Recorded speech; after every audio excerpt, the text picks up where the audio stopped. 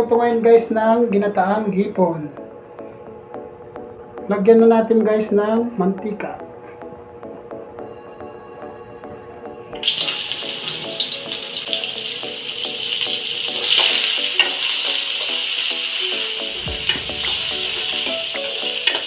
Lagyan natin guys yung sibuyas.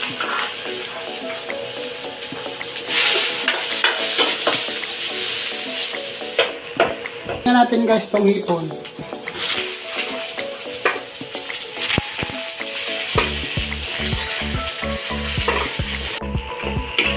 Yan guys, at tatanggalin ko muna yung hipon guys.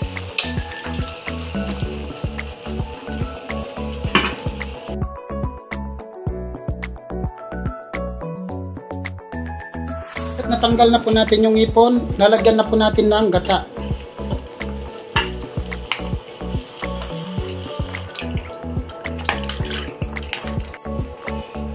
Yan guys, at ilalagay muna natin yung kalahating kalabasa.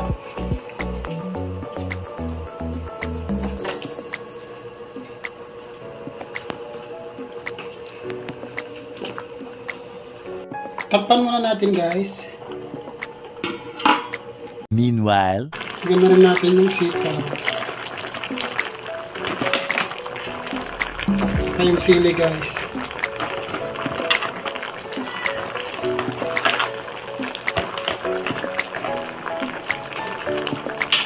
Haluin lang natin guys.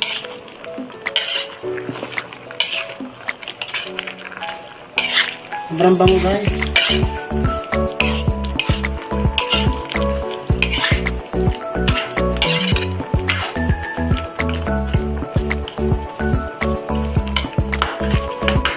Lagyan na natin ng patis guys.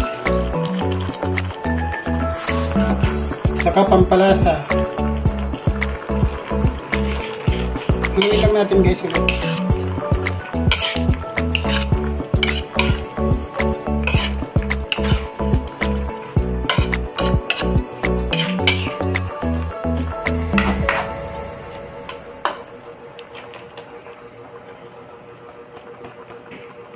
Sunod na natin to hipon.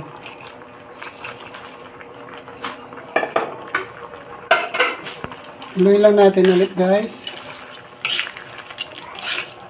Tatakpan muna natin. Mga 5 minutes guys. Haluin lang natin ulit guys.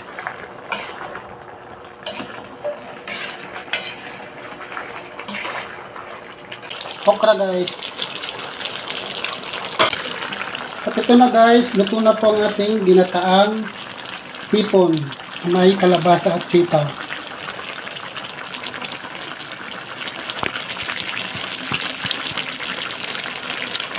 Thank you for watching guys. God bless you all.